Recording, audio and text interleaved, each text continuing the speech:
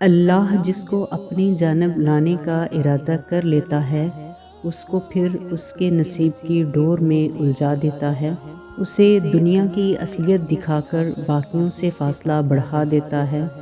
تقدیر تو اللہ کے ایک اشارے پر بدل جایا کرتی ہے، تم یقین تو رکھو۔ کیا تم نہیں جانتے تمہارا رب سب سے بڑا منصوبہ ساز ہے؟ وہ بحال کر دیتا ہے ان سانسوں کا سلسلہ بھی جو تھک کر ٹوٹ جاتی ہیں۔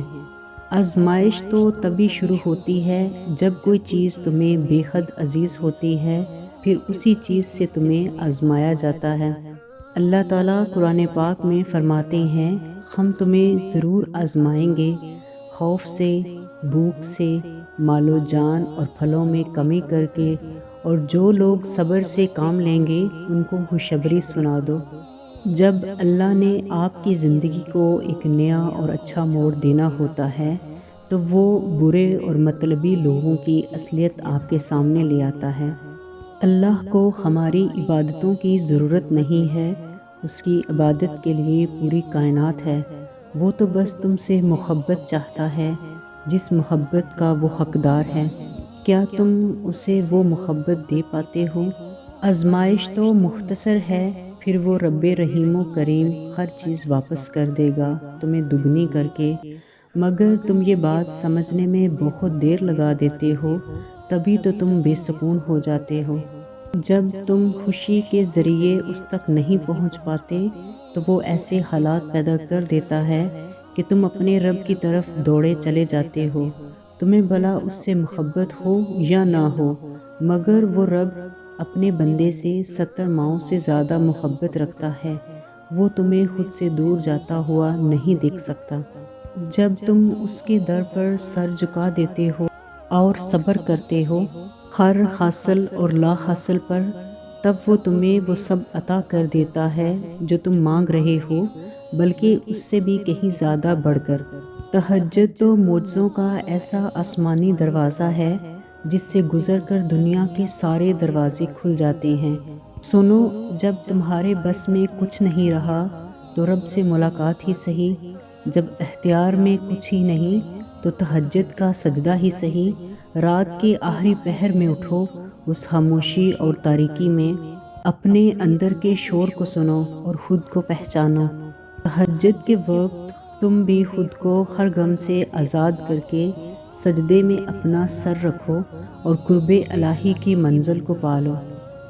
نبی پاک صلی اللہ علیہ وآلہ وسلم نے فرمایا کہ تہجد وہ نماز ہے کہ جس کی محض نیت کر لینے کا اتنا ثواب ہے کہ اگر کوئی تہجد کی نماز پڑھنے کی نیت کر کے بستر پر لیٹا اور سو گیا کہ کچھ دیر بعد اٹھ کر پڑے گا، لیکن اس کی آنکھ نہ کھل سکی، تو اس کے لیے بس نیت کر لینے کا اتنا بڑا اجر ہے کہ اس کا ثواب ادا کی ہوئی نماز جتنا ہوگا۔ تو پھر سوچو کہ تمہارے تہجد کے سجدے کیا کچھ کر سکتے ہیں۔ ایسا تو ممکن ہی نہیں کہ آپ اپنی نیند قربان کر کے تہجد تک جائیں اور خالی ہاتھ لوٹ آئیں۔ آپ وقت تہجد اللہ کو پکاریں اور وہ آپ کی پکار نہ سنیں۔ آپ تہجد کے وقت اس کے در پر ہاتھ پھیلائیں اور وہ آپ کو عطا نہ کرے۔ ہو ہی نہیں سکتا کہ وہ آپ کو غموں سے رہا نہ کرے۔ آپ اللہ سے معافی مانگیں اور وہ تمہارے گناہوں کو معاف نہ کرے۔ تہجد پڑھنے والے اللہ کے محبوب بندے ہوتے ہیں جو سجدے کرنے اور قیام کرنے میں راتیں گزار دیتے ہیں۔ وہ اپنے پہلوؤں کو بستر سے الگ رکھتے ہیں، وہ اپنے رب کو خوف سے پکارتے ہیں کہ یا اللہ، ہم سے ناراض نہ ہونا، ہم پہ نظر کرم کرنا، ہم پر رحم کرنا۔ انہیں اللہ کی محبت اور جنت کی لالچ ہوتی ہے۔ جو شخص چاہتا ہے کہ اپنے ایمان کو مضبوط کرنا، وہ اپنی خواہشات کو اللہ کی رضا کے لیے قربان کر دے، تو آپ کو ایسی ایمان کی دولت نصیب ہوگی کہ جس کی لذت کا آپ اندازہ نہیں لگا سکتے۔ جو اللہ کے لیے اپنے نرم و گرم بستر کو چھوڑ کر نماز تہجد ادا کرتا ہے، اس کا کوئی نعم البدل نہیں۔ کیونکہ چھپ کر نیکی کرنے میں جو لذت ہے اور ایمان کی مضبوطی ہے وہ کسی اور چیز میں نہیں۔ اگر کوئی نماز تہجد ادا نہیں کر پاتا تو سمجھ لیں کہ اس کو اس کے گناہوں نے جکڑا ہوا ہے جو اس کو نیک اعمال کرنے نہیں دیتے۔ تمہاری آزمائش کیسی ہے، تکلیف، پریشانی، بیماری کیسی ہے، بھول جاؤ۔ اس نے تمہیں دنیا سے توڑ کر خود سے قریب کر لیا ہے۔ سجدے کی توفیق دے کر اس نے تمہیں اپنی محبت سے نواز دیا ہے۔ اس کائنات کا ایک پتا بھی اللہ کے حکم کے بغیر نہیں ہلتا۔ اس نے تمہیں اپنے محبوب بندوں میں شامل کر لیا ہے۔